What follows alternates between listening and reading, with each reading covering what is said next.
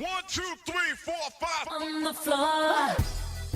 Welcome to 5 on the Floor, a daily show on the Miami Heat and the NBA featuring Ethan Skolnick with Alex Toledo and Greg Sylvander, part of the 5 Reasons Sports Network.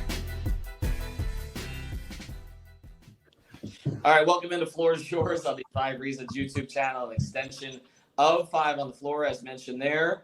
Sponsored by Biscayne Bay Brewing, the official beer of the 5 Reasons Sports Network. They'll be hosting some of us at their brew house, their new brew house in downtown Miami. We're having a lunch with another of our new sponsors, Miami Grill. That's actually they're going to be taking care of some of our people on Friday, a very COVID-safe lunch that we're going to be having, but checking out their new facility, which we're going to be using. It's down the street from the arena. We're going to be using it as a place to have watch parties once things start to come back. So it's going to be a really cool thing that we're going to be doing with Biscayne Bay Brewing. We got some more Heat news in terms of our reach that we're going to get to probably by Monday, a big expansion of 5 on the Floor, which is possible because of all of your support. All right, Ethan Skolnick here again. We got a Floor is Yours episode. We were going to pod tonight, Greg and I and Alex. Well, I don't know where Alex is, but Greg and I and Alex, we were going to pod tonight, but we decided not to because we really want to let the fans get in here, and we're going to actually pod tomorrow night after the New Orleans game. So I was at the Atlanta game too yesterday. Make sure you check out on the YouTube channel the latest Good, Bad, and Ugly from our guy Jonathan Ramlakan, and also check out Brady Hawk's dissection of Bam Adebayo's passivity, particularly in the second half last night when he only ended up with 8 shots for the game and 18 shots over 2 games. Greg and I did a full episode about this yesterday, basically 20 minutes on the Bam situation. So we'll certainly get into that today. We got a new host here with us today. You've seen him. There you go. All hail Ethan Skolnick, king of the crafty intangibles. There you go. We've got a new host with us today. You can follow him. He's part of our 5 Reasons Skyforce team on the post games with Royal Shepherd. Royal returned to the post-game stream yesterday because the Heat lost. He'd been staying away from until then. Our guy Gad, Alex, by the way, showing up just on time. Gad, Tell him your Twitter handle for those who don't know it.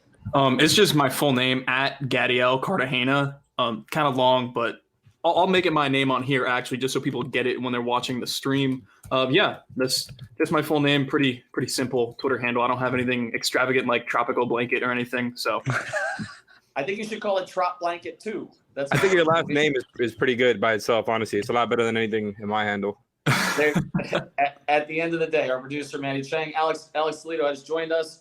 I can follow him at Tropical Blanket. And, of course, Greg Sylvander, you can find at Greg Sylvander. Now, Greg and I dove into this. Brady dove into this. I want to give Alex and Gad an opportunity to break into this.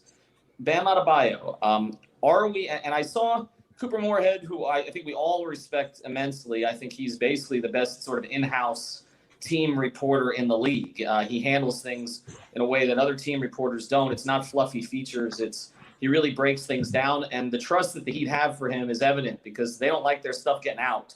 And, many conversations I watched Cooper have with Spoelstra, there's great trust there and trust to kind of tell the real story of what's going on without giving away all the secrets. He didn't make excuses for Bam today necessarily. He just acknowledged that Bam acknowledged last night, again, this is like the 6th time, that he needs to be more aggressive. But he also explained some of what was behind it.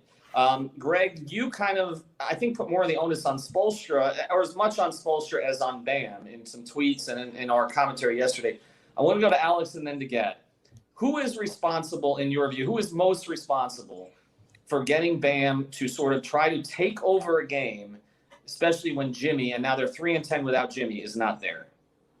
Honestly, I would split it up. I'm not sure if it would be a 50-50 split or not, but it's on both of them. Like what Leif was saying last night, I completely echo, and I could not agree more. Like the role that they have him in when Jimmy is there versus when he's not there need to be different because he's playing the same role in both cases a lot of times. And I know last night was an extreme, like it was probably the worst or one of the worst games that we've seen from Bam this year. But we still see that type of mindset to run the DHOs at the top and to always look for his guys, which is good to have as a teammate, right? He's a great teammate. Sometimes you want him to be more aggressive, but it's more than just the aggression, right? That's something that's been talked about over and over and over again. I think to me, like what Leif was talking about, the other side is Spo and needing to put him in those situations to get him going downhill. And right, like you can't just have him stationed at the top of the arc and expect him to kind of make something out of nothing. He's never played that role. He's never been in that role in his life. Make him, get comfortable getting down to the rim, give him some easy spots where you're giving him screens somewhere around the free throw line where you don't have to have him dribble from the 3-point line to the rim, things like that. And maybe you have Duncan Robinson screening for him just, down low.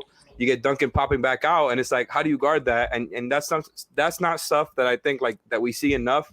And like Leif was talking about too, getting stuff setting up from the elbows there instead of kind of putting him a little bit closer to the rim, because I think if you just have him out there, just below the 3-point line all the time, you're kind of limiting what he can do offensively. Gad, I'll go to you on this. One of the points that I made on Onside today is that, Bam has never been the alpha anywhere. You talk about the Heat bigs historically, okay, the great bigs. Zoe was the best high school player in the nation before he went to Georgetown, was drafted 2nd overall. Shaq was drafted 1st overall in that draft, was obviously a behemoth at LSU, although Stanley Roberts actually was supposed to be the better player and had some issues. But Shaq emerged and was a clear go-to guy. Chris Bosh was a top high school prospect who was then elite for a year at Georgia Tech, much more than Bam was at Kentucky, and then was drafted 4th overall. Bam has never been that guy, and I feel like they're forcing him. We're forcing him to be an alpha because the contract says he should be an alpha, but it may not necessarily be his personality to be an alpha. Yeah, I think, he was even the 3rd option when he was at Kentucky. Like, I don't know about you guys. I was super high on Malik Monk and De'Aaron Fox coming out. I thought both of those guys are going to be really good. Obviously, Monk was only good when he plays against us. But and since. I think Bam, he struggles a little bit in terms of understanding when it's time to take over, because he's had flashes with it before. Like, you saw it against Brooklyn. That's the one memory that really just rings really strong for everybody. Just watching Bam go for 41, and it was attack mode from the beginning. It didn't matter who was on him. I just think it's a bit of a maturing process for him, because it's going to be tough to show up and be like, oh, I'm the guy on this team. And then obviously the plays aren't called for him, and they want him to be such a team player, such a facilitator, that at some points he struggles to kind of break out of that mold. And it looks like he's kind of, or at least last night, he was stuck in more Draymond Green mode than Bam against Brooklyn mode. So I think he's going to learn when to be able to pick his spots and take over those moments. But he's 23 years old. I don't think it's too much of an issue, but you definitely want to see him understand. I think the most frustrating part is that he's so ridiculously talented when he wants to be. Like, in my opinion, he's probably our best ISO guy right now, but we just don't give him the opportunity to do so, and he doesn't take the opportunity either. So I don't really think the contract factors too much into it. We all know Bam's worth a max, but you definitely want to see him take the next step to kind of be the go-to guy for the organization. Well, you talk about, again, ISO stuff. Okay, so yesterday there was one sequence, I think it was first half, and it ended in a made 3, I think by Robinson, okay? Robinson or Strus. Those are the only 2 guys that were making any threes. So it ended in a made 3, so it got forgotten. But Bam literally had the ball at the elbow, and his defender just dropped out, okay? It was a busted coverage, just totally dropped out. If Bam turns around, it is a drive to the basket and a dunk and probably a foul, and he passed out of it. It's just the mentality for it is, and you mentioned the Brooklyn game. There was the Washington game last year. There was obviously the one game in the playoffs, right, against Boston. But other than that, we don't see it consistently. And I don't doubt that he's a max player. I think it's a very small minority of people on Twitter who will challenge the max player thing. But it does make me think a little bit, and I don't want to have the John Collins debate again, Alex, but maybe we should, because I think you rightly called me out yesterday on it, okay? But on Twitter, but no, you called me out first. Well, I did, but I think that my mentions were on fire. I woke up from a nap with my mentions absolutely on fire over John Collins. That's what I do to people. But here's the thing about it. One of the reasons I like John Collins so much is because John Collins would take that burden off of Bam, because John Collins doesn't have any issue with having a scorer's mentality. It's who he is. It just seems to be part of his makeup. Now, the other things he doesn't do quite as well as Bam. He rebounds as well as Bam. But the other things he doesn't do as well, the facilitating, the defending, etc. I think there were tools there, especially for the defending. But I just think that would take – I feel like Bam wants somebody to come in and take that burden off of him. Like, it just feels like he just wants to sort of slide to the back, and then we keep pushing the forward. Let me ask you another question, though. Gad mentioned ISOs. We talk about the dribble handoffs. Why not more pick-and-pop situations with Bam if he's developed a little bit of that jumper, or the pick-and-dive stuff? Like, is it because the Heat don't have a great pick-and-roll ball handler, particularly with Jimmy out? Is that the reason, Alex? To me, Bam is still not really a pick and pop guy. I mean, I wouldn't be against that, but again, I'm way more for the stuff that we're talking about before, and that Ariel was saying in the comments too, where you get a guard screening for him so he could get downhill. And look, I'm seeing a few comments now saying I'm anti John Collins. I'm absolutely not anti John Collins. Okay, he's not. Stop. I'm not anti John Collins. It would be great to add him to the core. It's about what it takes to get him. Outside of that. I just think Bam, to me, it's about getting him to the rim more and starting from there. I think he needs to be an inside out type of guy, and the jumper has not been as efficient ever since he got off to that hot start with it. I'm not really worried about it in the long term, but again, this all relates to the mentality conversation that we were just having, because I think his first instinct is always to kind of make the right play and not to look for the shot for himself, and that definitely has to change when Jimmy's not playing. And again, I don't agree that they don't have a good pick and roll ball handler outside of Jimmy. His name is Goran Dragic. Mm-hmm. I think Goran and Bam I think Goran is still a really good pick and roll player, although he is a little bit more limited. I just think he's really good at making the right reads with it.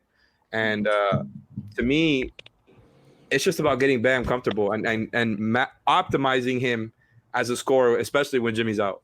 Yeah, well, and look, it's not just the games Jimmy's out; it's the non-Jimmy minutes, and we've talked about that too. All right, let's go to number 2, because again, if you want more of this, Greg and I did this for 20 minutes yesterday, and you should check out Brady's not only he did an article on it, and he also has something on the YouTube channel. So make sure that you check that out. All right, number 2 here. The Rising Stars team was announced today. It's pretty stupid. They named a team. They're not going to play a game. Not that I really need to see that game. When I've gone to the All-Star game before, that's the one I usually skip. On when it's there on the Friday night. But I was interested in this. And the whole concept of U.S. versus the world is stupid, because the U.S. team is always has fewer spots than they need. But hero versus none. I mean, let's just now that we've had a month of Kendrick Nunn's resurgence, hero was named, none wasn't. Forget the age, because to me that doesn't play into this. Forget the how popular each guy is. Who's had the better season, Greg? You know what? Like, people are probably they're not going to agree with me on this. Tyler Hero's had the better season, because Tyler Hero, like, what we're seeing from him is, like, maybe a little underwhelming, but yet if you look at it in pretty much every facet of the game, it's better than what Kendrick Nunn is doing. Like, there are maybe some shooting statistics that point in Kendrick Nunn's favor, but I think we all, if each of us had to bet our lives for the rest of time, who's going to be a better shooter, Tyler Hero or Kendrick Nunn, I don't think anybody's risking their life and going to choose Kendrick Nunn on that one. So, like, I feel like the shooting stuff's going to straighten itself out. Hero, what he did in the bubble, he's still playing well. He's had some big games this year. I can understand it, but I also get where people are coming from, because Kendrick has had a great 6 weeks. I mean, there's no doubt about it. But prior to that 6 weeks, he was kind of non-existent. I'll give you that, Gad. Who's had a better year? I think Hero's had the better statistical year. I think Nunn has contributed to winning more, if that makes sense, because what we've gotten on the defensive end from him is what I think a lot of Heat fans would like to see him get that credit. But he also was non-existent for the beginning half of the season. So I'm fine with Hero getting it.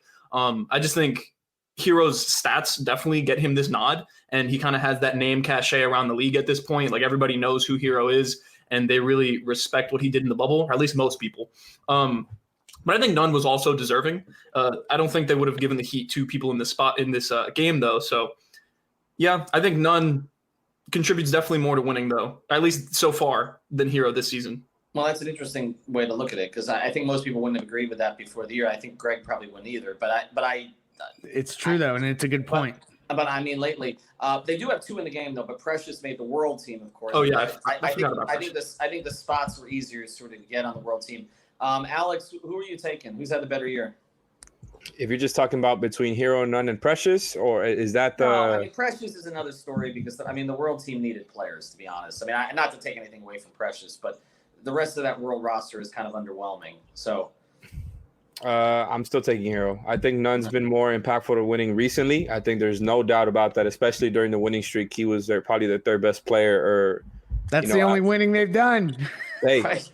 there you go. But I think throughout the season, skill set wise, impact wise, Hero has had it. I think maybe Nunn, he can sustain this level of playing. I mean, if he does this for the whole season, that's a different story. But I think up to this point, it's been Hero. I'm still really impressed by the growth he's shown. I know he's been, pretty up and down lately, but I'm not really worried about it. The age difference there is pretty big. And I think Hero is just a better player right now. I mean, skill set wise, I think Nunn has been the better player as of late. I think we sort of have the same debate last year, though, right? I mean, I feel like at the beginning of the season, we were kind of like, well, Nunn's playing better, but we'll take Hero's upside. It's always when he starts, huh? Yeah. Yeah. I mean, we'll see. We'll see where it goes. All right, let's get to another debate. I'm not going to let Manny put up my tweet here, okay? That Adam sent him. It's not even a tweet. No, that one was a tweet. That one's okay. The DMs I don't want up here. There you go. Just throw it in there because the PJ Tucker thing came back today. No, God, please, no.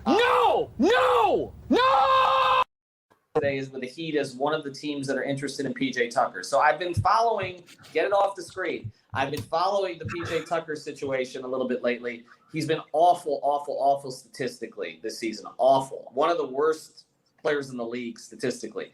However, okay, I've been following the Houston accounts, and I've had some of the Rockets, sort of the people who follow the team closely, like we follow the Heat, talking about how he's had a couple of PJ Tucker games lately. Okay, that reminds you of kind of what he provides. I'll start with Alex on this one. Does he provide value? What would you give up would you get a second round pick to give up for PJ Tucker at this point? Hell yeah. Absolutely. I probably would hesitate to give up a first. I would absolutely hesitate to give up a first for PJ Tucker, how old he is, and the fact that he doesn't really offer you much on offense other than standing in the corner. I would still love him on this team. Like, I think that would be a really nice guy to slot in there at the 4. And I think a couple of months ago, I probably would have had him first in my ranking of like all these 4s that we talked about. And he's slid down a little bit. Like, I like the idea of Harrison Barnes more. And even Thad Young and Rudy Gay, like, they offer you a little bit more on offense. And I think, we've seen this team needs help on offense too. And those guys are two-way players as well. But Tucker is still a great defensive player and can still guard up. He could probably do it better than anybody else that we've talked about. And it would fit like pretty seamlessly with the Heat. I only want Tucker if I get Oladipo with him. Yes, sir. Oh God, I'm just not. It's not, and I don't even really want Oladipo. It's just if we're gonna do it, like, let's just do it and let's see what happens. Like, it's inevitable. We've been talking about Oladipo for 3 damn years, so let's just see what happens. I think he's with going to be highly disappointing if he gets here. I really do. I think Heat fans some of them are expecting something. You know what? Forget PJ Tucker. Let's switch off of that. But I like Alex's answer there because I want to talk about this other guy who's getting a little bit of interest. This just came in on a post. Harrison Barnes. We have not talked a lot about Harrison Barnes. I feel like this is my favorite on the Harrison Barnes train, right? Like, how do we feel about that?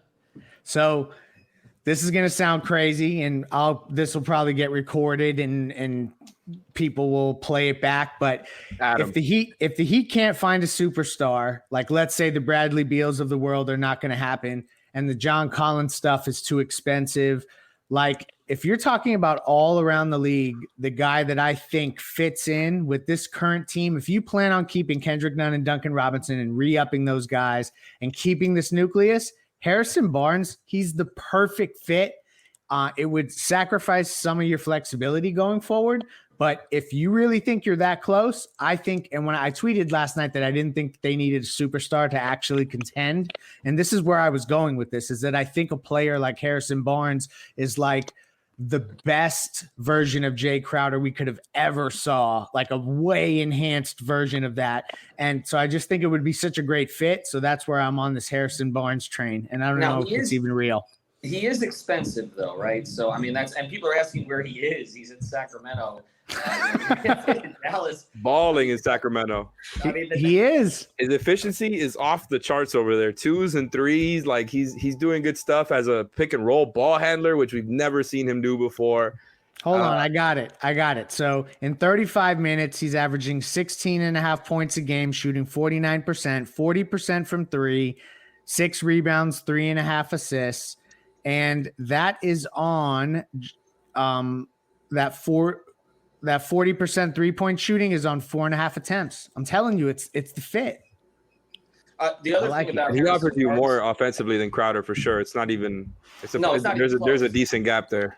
No, he's look. But that's the thing. And Ariel's right. He does have a de-escalating contract. He's got 2 more years after this year at combined $40 million, which is reasonable for a player like him. I will say this about Harrison Barnes too. He's a really intellectual guy. If you've ever dealt with Harrison Barnes a lot, and that actually was one of the knocks against him early in his career, that he didn't love basketball enough, because that's the knock that the smart guys always get.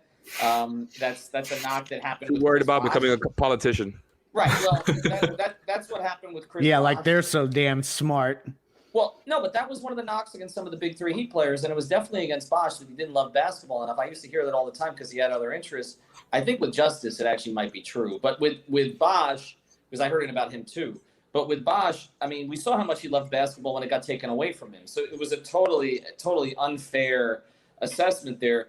But I've always wondered if Harrison Barnes was a Heat player in that sense. Not that they haven't had those types of guys, but he tends to be a little aloof. He's a little, so I haven't, for this particular team that's led by Jimmy Butler, I wasn't totally convinced that it's a fit. He reminds me a little of Jamal Mashburn, who didn't fit particularly well next to Alonzo Mourning and Tim Hardaway because of that kind of, they were balls to the wall all the time. And Mash was thinking about the 40, restaurant chains he was going to open up when he was finished. Mash used to bring a briefcase to practice. Okay. And he's done better than any of the other guys after basketball. So that's a little bit of my concern with Harrison Barnes. Not that I think it keeps him from being a good basketball player, but I just wonder with this particular group. Let's talk about it from a basketball perspective. Let's get back to it again. Do you like the fit? I mean, what is worth giving up for him? I would ideally not like to give up either one of Duncan Robinson, Tyler Hero, like really any of the guards. Of course. If you're like Precious and KZ, I'm cool with it, honestly. Because you look at what that contract is, like he's going to be an asset regardless because he's going to be tradable to another team if maybe we don't want him or whatever. But he's also just, like you guys said, the perfect fit at the 4. Like offensively, what he brings at the 4, kind of like that third option scorer whenever he's on the floor, is pretty much exactly what we need.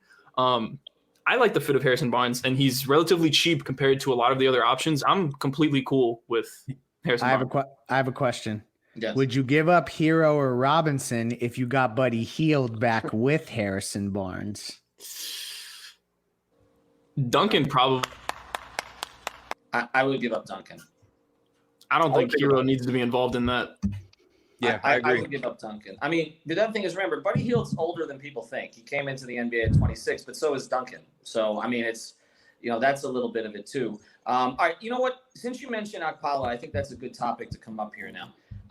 Do KZ Akpala and Precious have any trade value? Let's start with KZ. Not as a throw-in. Does KZ Akpala at this stage, for all the hype, have any? He can't get off the bench when they're having to play Olynyk 30 minutes a game, right? He's buried back there with Harkless and with UD and with Silva as basically forwards that they don't play. Does KZ Akpala have any trade value? I don't really, unless a team loved him pre-draft, but we're the ones that gave up 3 second-round picks for him. Yeah. So I don't see any team loving him more than the Heat do. No. I mean, you could probably get a future second. No, but I don't think KZ is somebody that you just throw in as a sweetener in a package, right? Like a team that's looking to acquire young guys. Like, shit, if I'm another bad team, I wouldn't be against, just acquiring KZ, like this wing. This raw wing who hasn't done much in the league yet. But, I mean, the Heat, this great organization, we're so keen on drafting him. Maybe he's got something there. Can we re-litigate an old conversation then? Because I think that we talked a lot about how they could let Derrick Jones Jr. go because they had KZ Akpala. And I understand that DJJ didn't play a lot in the bubble last year, particularly in the postseason. We've seen him find a perfect fit team, and he's not a great spacer, so I don't really know that it would have helped much with him at the 4 this year. But he is really good at the top of the zone, which they don't have right now, and obviously he gives them some vertical spacing. Did they mess up by not? We talk a lot about Crowder.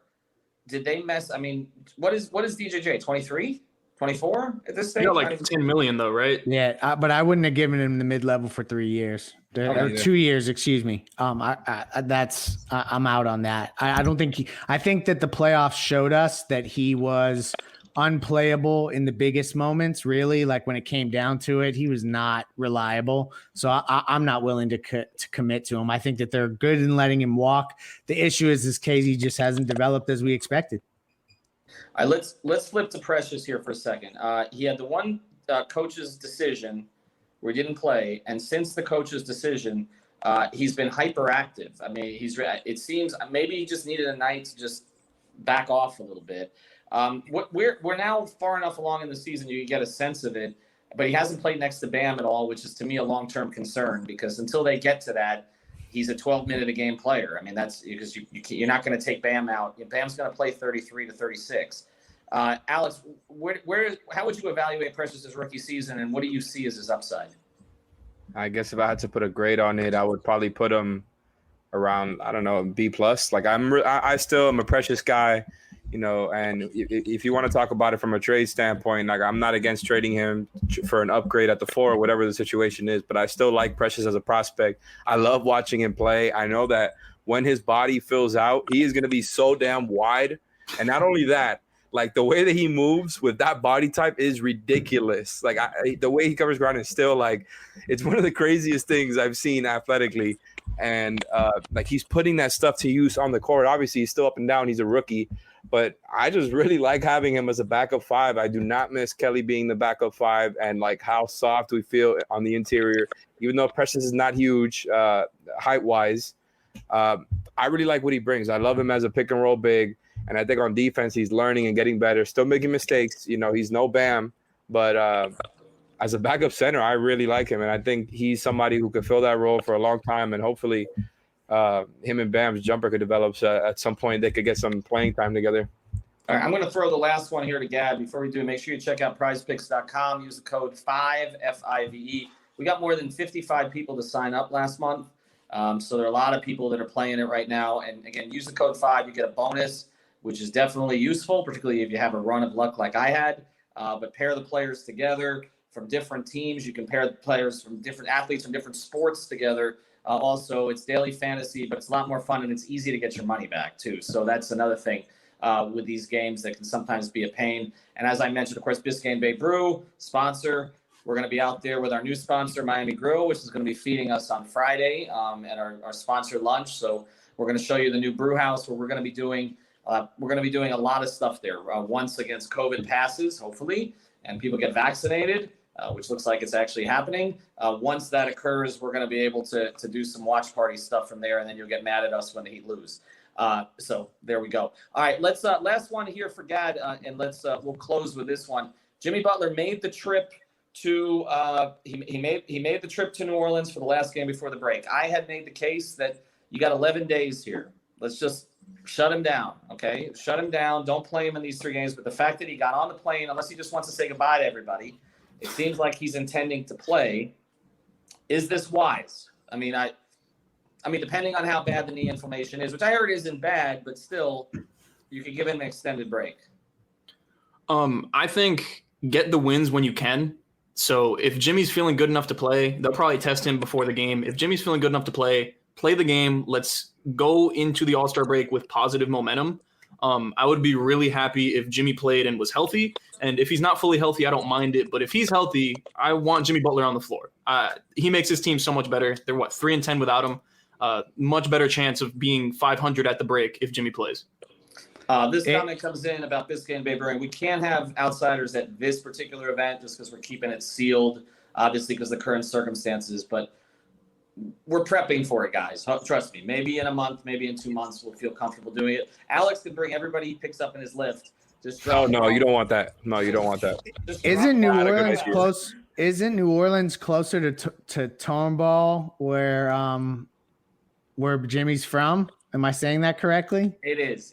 Well, it's close enough. I mean, it's Tomball's near Houston, but yes. I mean, it's close enough. All right, final thing. We're just gonna one-word answers because the Dolphins guys are waiting on me.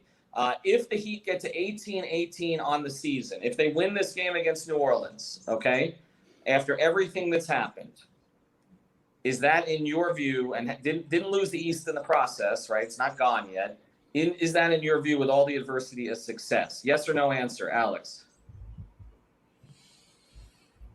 I'll come back to you. Gad, no. Gad, go ahead. Yes. No, it's not a success. Yes. Greg? Relative success. One-word answer. I'm going to be the optimist this time. I'm going to say yes. I feel like 36 games left. They'll be in position to do something. See, look at all those words. That's not one word, damn it. That's not one word, damn it. Biscayne Bay Brewing, be there on Friday night. We're going to have a big announcement, I believe, on Monday about some expansion of 5 on the floor and kind of our reach. So make sure that you check that out. So the thing we got Friday is not the big announcement. We got something much bigger coming along. And obviously, if anybody watching wants to sponsor us, we'll take you. We're pretty much sold out on 5 on the floor, but here on the streams, there's an opportunity to do more. All right, thanks to Gad. Good debut here with us. We're going to rotate some of our folks from our stream, our 5 Reasons Skyforce in here on Floor is Yours. Alex and Greg and I will be back tomorrow night on the podcast. Have a good night. Ethan Skolnick back on 5 on the Floor. Now we're going to introduce you to another of our recurring segments here. We call it Value Plays. It's with one of our sponsors and our friends here, big Heat fan, Heat season ticket holder. He's Eric Brown. You can find him at 5reasonsrealtor.com. Make sure you spell that out, F-I-V-E, reasonsrealtor.com. But here is where we kind of let him, because he's very good at the numbers, very good at evaluating these kind of situations, which is the kind of thing he can do for you if you're looking to buy or sell a home. So keep that in mind. More on that later.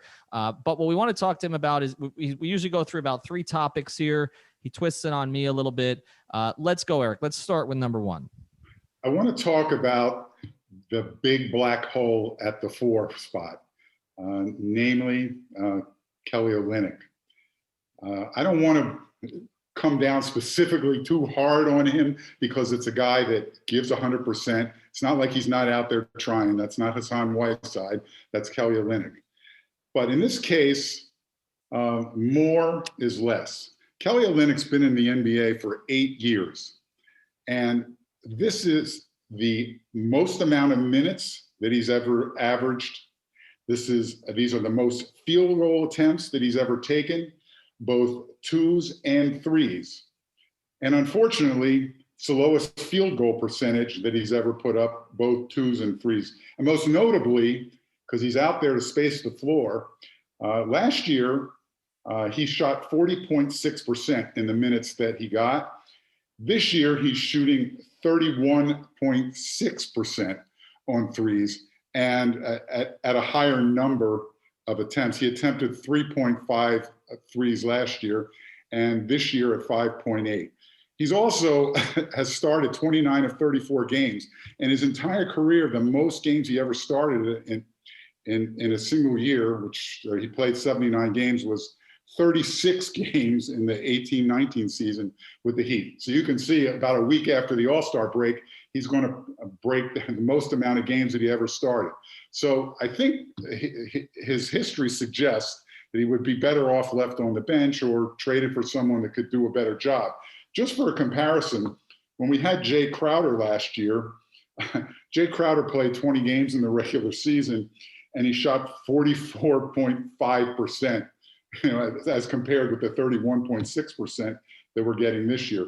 3-point shooting is down on the Heat, as I'm sure anyone who watches knows.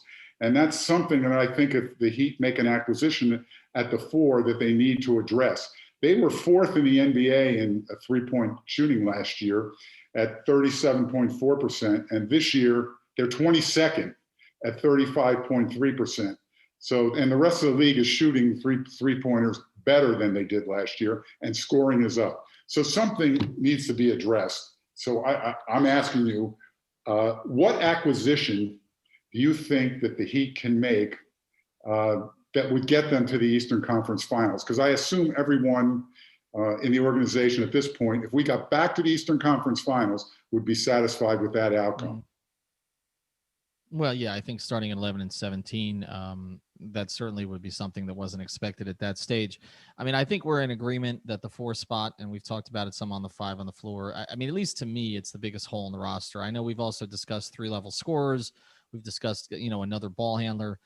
And again, it's not to cast aspersions on Kelly Olynyk. We did an entire episode about eye test versus analytics. The analytics actually show that Kelly has been one of their better players from an on-off perspective. It's just what you talked about. It's the minutes. I don't think that they ever intended for him nor Iguodala to be playing these kind of minutes. And again, I don't think it's either of their faults. Okay. In both their cases, they were kind of looked at as guys who could play for the Heat this year or guys whose contracts could be used in a trade. They weren't intending on the 2 of them playing these kind of minutes. But when you're talking about 5 players that they've gotten nothing out of who could have been potential power complements to Bam, and I look, or at least they're holding roster spots. You take a look at Myers Leonard, obviously didn't work out for the season. You and I have discussed that. Mo Harkless, who started the opening night, he's been banished. I mean, he's been healthy and not playing. That tells you where he is right now. KZ Okpala. Well, KZ Okpala has not developed at the rate that I think some of us had hoped, at least to be a contributor this season. He looks lost when he's been on the floor a lot of the time. And then the other 2, Silver and Haslam are holding roster spots, but you really weren't expecting either of them to play. So you're talking about 5 players who could potentially play the 4 who are not options for you right now, which has forced you to play Kelly Olynyk more minutes than you should have and forced you to play Andre Iguodala somewhat out of position for more minutes than you should have. And so, yes, when we talk about an acquisition that could get you to the Eastern Conference Finals, it's a bit of a roll of the dice. I don't think anybody thought that the acquisition, particularly maybe of Iguodala, but the one of Jae Crowder would have helped propel them to the finals last year. But the guy that I mention a lot is Rudy Gay, because I think when you talk about a shooting complement to Bam, not necessarily a rebounding complement to Bam, like say a Drummond, but a shooting complement to play the way that Eric Spoelstra wants to play, not necessarily the way that Pat Riley used to play, then Rudy Gay is that type of player. He's 37% from 3.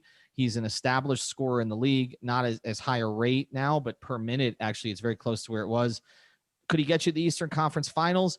I think a lot of this is going to come down to bracket for the Heat. I think that Brooklyn is a terrible matchup for them. Boston and Milwaukee, as we've seen, are better. I think Philadelphia is potentially better.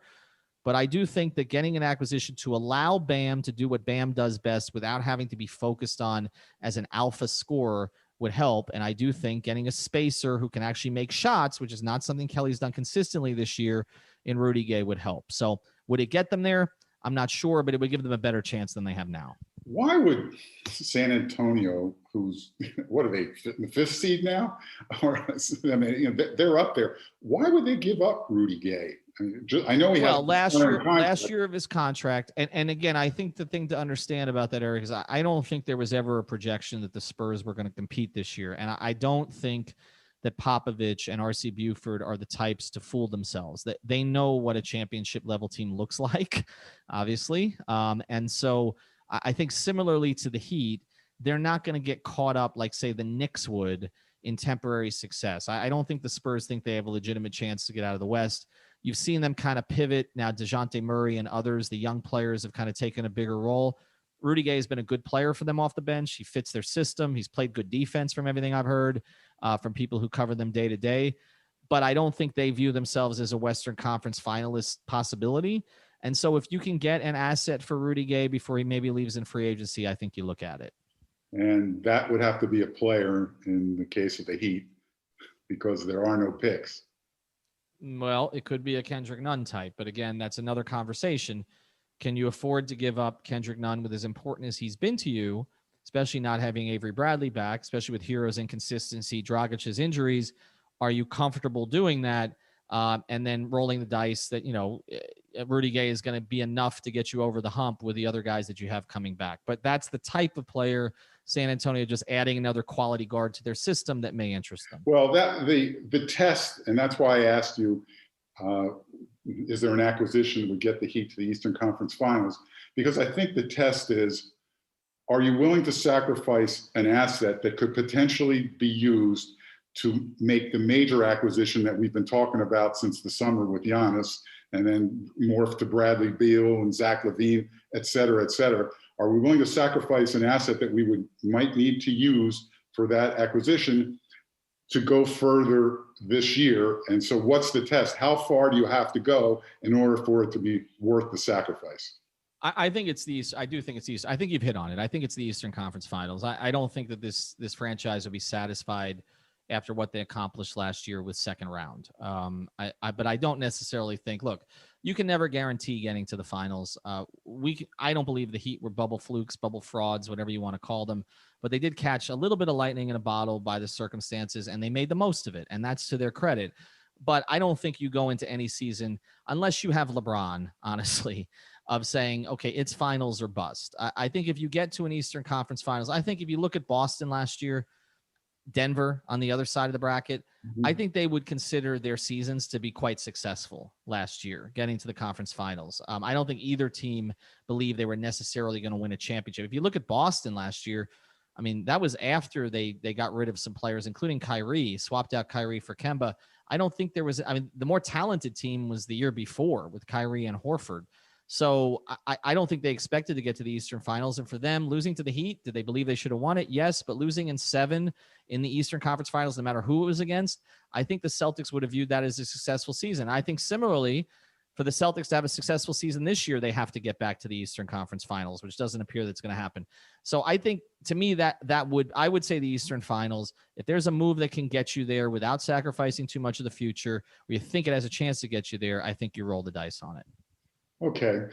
The other topic I wanted to talk to you about was John Collins. There's been a lot of conversation about possibly acquiring John Collins, and I know you've been an advocate of having John Collins play beside Bam. And I happen to agree with you that in theory, the two of them together would seem to work really well. You know, they're similar age. I think they'd even if he got a max contract, they would even have the same contract going forward. So there would be room for growth. The question that I have is, if you're going to give a max contract to John Collins, and you have Bam and Jimmy already with max contracts, that would be $92 million for next year alone of the 112 of the entire cap, tied up in 3 players. And still, when you think of the end of the game, that we rely exclusively on Jimmy as the creator. And as we've discussed in other pods, and as we've heard other supposed experts say, you need to have 2 of those creators. Nekias Duncan talked about the fact how they need a 3-level scorer.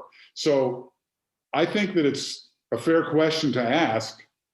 Can the Heat afford the luxury of paying for John Collins? And would they be able to pay for a 4th max player to put in there? Would they even have the money for that? Would they even be able to swing it? And then there's how they would even acquire that player, what contracts, the whole mechanics of doing that.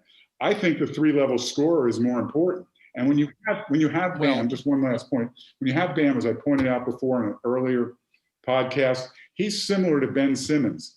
He's not going to go out and get all those, not going to generate all that scoring. He is a specialty player. He's worth the money for all the other things he does, but he dictates you have to get another guy that's a 3-level scorer.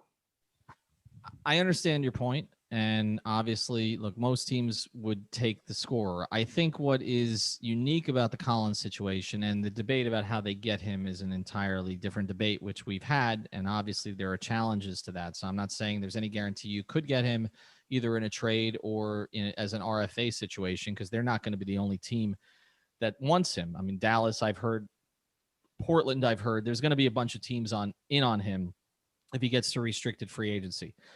With that being said, to me, it's a scarcity issue. This segment is called Value Plays. And one of the reasons that I am so high on the John Collins thing is because I look around the NBA and I look at bigs age 25 or younger that you can pair with Bam. And basically, I don't know if he's still on 25 or under, but the only one I see who is clearly at a level above, who may become attainable at some point if he just demands out, is Karl Anthony Towns.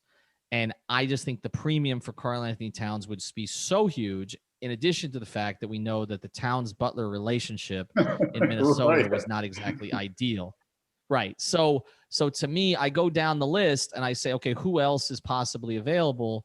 And when you look at bigs with that kind of skill set at that age, John Collins is the guy that jumps out to me. And the way I look at it is, if you don't have to give up Hero or none, okay, or at least you can keep one of them, then you'll at least have a backcourt scorer. Now, how you fill in the other pieces, that's something that Pat would have to figure out. But I do think one of the things that Collins will do is he'll take burden off of Bam as both a rebounder and a scorer and allow Bam to do the other things that he does best. And I think you get an even better Bam playing next to John Collins. I think part of the problem with Bam this year is he doesn't have any help.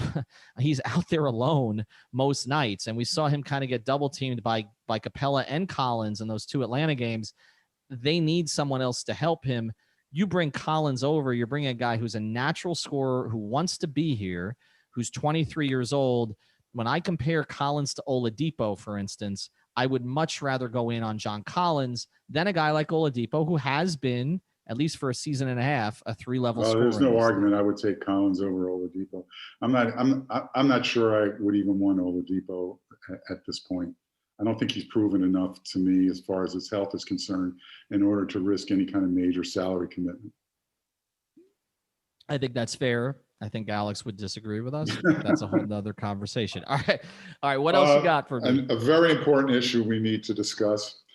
I heard you say the other day that waiting 45 minutes in line at the AAA for Papa John's. I wasn't going to say it, but you did. Okay. I want to know what pizza is worth waiting 45 minutes at a basketball game for. La Scala in Comac, Long Island, just very close to where I grew up. I went back up there to take my daughter actually to see the house that I grew up in. She was not impressed because it was too cold. But I took her up there about a year and a half ago and did take her to La Scala for lunch. And it is exactly as I remembered it, which was good because most things from childhood are not as you remember them. That is pizza. I would not argue that I like Chicago pizza, but I haven't wanted to wait 25 minutes in the restaurant for deep dish. So I would not qualify that. I think otherwise you got to go out to Brooklyn for that pizza. There's a couple spots here in Fort Lauderdale. For those that know, I'm a big fan of Mama Lucy's, which is just in Lauderdale, just in the Sistrunk area, just a little bit north of Broward Boulevard here, not that far from where I live. So I'm a fan. That's where I order from on a regular basis. My daughter is preferred also, but I wouldn't wait 3 minutes for Papa John's. So I'm a bad person to ask on this one, Eric. But I certainly would not wait the 45 minutes. The good news is the Heat are apparently opening some indoor concessions, of which Papa John's will be one. So we won't have this cluster like they had the other night, where I literally watch people wait 45 minutes for that pizza outdoors. And I understand why the Heat, they got to be safe. I get it. I'm not complaining about it. I'm just saying I didn't understand the people who were doing it. Get something to eat at home. You'll be much better. I'm going to sound like, the grumpy old man next door, but I don't understand how anybody can wait in the concession line and miss any of the game. I don't care what they're serving there. I'm with you, but you know how that is. That everybody talks about the first quarter and Heat fans arriving late. It's actually the third quarter that drives me nuts. And it's not fans' fault. It's a lot of times it's just been they're sitting. If you don't get there in the first 2 minutes right after halftime, when that place is full, you don't have a chance to be back in your seat. There's a clock. It's 15 minutes. You got to do it in 15 minutes or forget it. You better leave in the middle of the second. So I'm not waiting. Anyway, because I could tell you, but Eric, that's La Scala, Comac, New York. That one's worth it to me. The rest of them, I don't know if I'd wait 45.